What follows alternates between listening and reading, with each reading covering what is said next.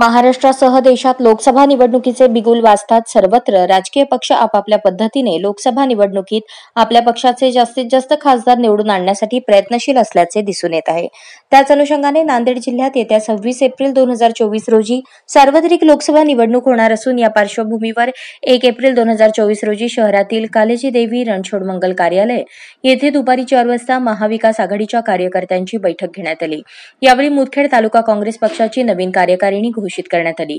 यामध्ये मुदखेड काँग्रेस तालुकाध्यक्षपदी प्रतापराव देशमुख बारडकर तर शहराध्यक्षपदी माजी नगरसेवक तथा समाजकारणामध्ये अग्रेसर असलेले कैलास अण्णा गोडसे, कार्याध्यक्ष मोहम्मद गौस शेख नबी, उपाध्यक्ष संतोष पाटील गाढे, दामोदर पाटील, बालाजी गुळेवाड, शहर उपाध्यक्ष सूर्यकांत चौदंते, शहर सचिव आतिक अहमद यांची निवड करण्यात आली. यावेळी एमआयएमचे इलियास अब्बासी यांनी काँग्रेसचे जिल्हाध्यक्ष BR कदम यांच्या उपस्थितीत काँग्रेसमध्ये पक्षप्रवेश केला. या कार्यक्रमाला काँग्रेस, शिवसेना, ठाकरे गट, राष्ट्रवादी शरद पवार गट तसेच महाविकास आघाडीचे पदाधिकारी, कार्यकर्ते यांची मोठ्या संख्येने उपस्थिती होती. परिस्थितीला ही नांदेड जिल्ह्याची काँग्रेस पक्षाची जागा निघाल्याशिवाय राहत नाही.